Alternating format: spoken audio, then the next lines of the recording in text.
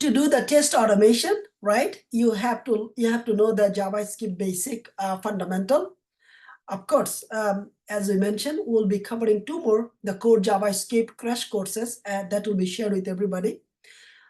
Variables everywhere the same as like JavaScript, C++, Python, PHP everywhere, Golang everywhere the same. Objects, they're the same.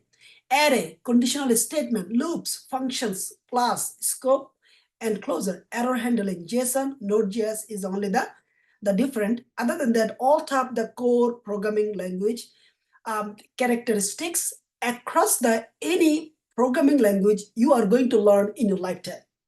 And this is the reason we say, if you learn one programming language with your heart and soul, other programming language are the same. Means the 80 to 90%, you don't need to relearn everything.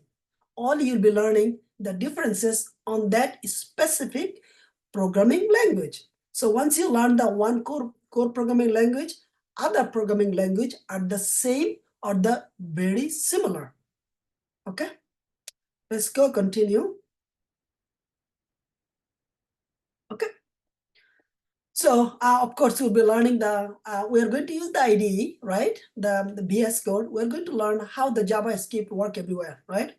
JavaScript works in the front end in between the HTML, CSS, right? It seems like the HTML code, it can inject, okay?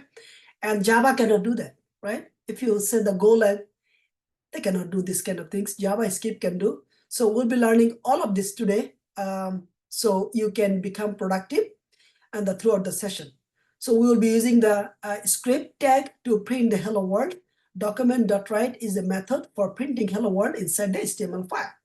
So we'll be covering the basic things so you become competent in your journey, so you can run the JavaScript independently, as well as you can run the JavaScript in between the HTML, CSS as well.